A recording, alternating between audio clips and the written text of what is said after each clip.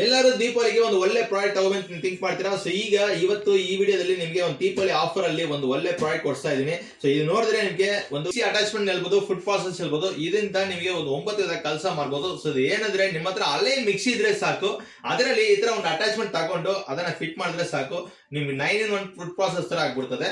So ಹೀಗೆ ನೋಡಿ, ಇದು ಬಂದು ನಿಮಗೆ ತೆಂಗಿನಕಾಯಿ ಎಲ್ಲ ಸ್ಕ್ರಬ್ ಮಾಡಿಸ್ಕೋಬೋದು, ಆರಾಮಾಗಿ ಮಾಡ್ಬೋದು. ಒಂದು 10 ತೆಂಗಿನಕಾಯಿ ಮಾಡಬೇಕಂದ್ರೂ ಕೂಡ ನಿಮಗೆ ಒಂದು 10 ಮಿನಿಟ್ಸ್ ಒಳಗೆ ಮಾಡ್ಬೋದು. ಸಿಟ್ರಸಿ ಜ್ಯೂಸಸ್ಸು ನೀವು ದಾಳಂಬಿ, ಮೊಸಂಬಿ, ಆರೆಂಜು, ಲೆಮನು ಇದೆಲ್ಲ ಕೂಡ ನೀವು ಕ್ಯೂಸಸ್ ಮಾಡಿಸ್ಕೋಬೋದು.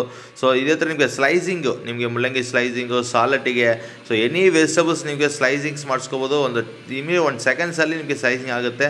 ಈ ತರಕಾರಿ ಎಲ್ಲ ಬಂದು ತುರಿಬೋದು, ನೀವು ಪಲ್ಯ ಮಾಡೋದಕ್ಕೆ ತುರಿದು ಮಾಡ್ಕೋಬೋದು. ನೋಡಿ, ಬೀಟ್ರೂಟು, ಕ್ಯಾರೆಟು, ಯಾವುದು ಪಲ್ಯ ಬೇಕಂದ್ರೆ ನೀವು ತುರಿಬೇಕಂದ್ರೆ ತುರಿ ಮಾಡ್ಬೋದು.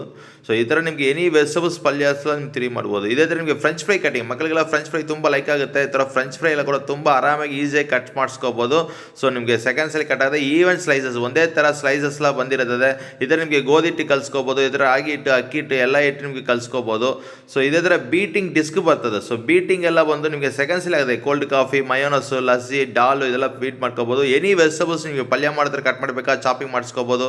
ಸೊ ಈ ಥರ ಮೀಡಿಯಂ ಸೈಜ್ ಕಟ್ ಮಾಡ್ಕೋಬೋದು. ಸೊ ನಿಮಗೆ ಈ ಡ್ರೈ ಆಗಿ ಬಂದಿದೆ ನೋಡಿ, ಯಾವ ಥರ ಈವನ್ ಆಗಿ ಕಟ್ ಆಗಿದೆ.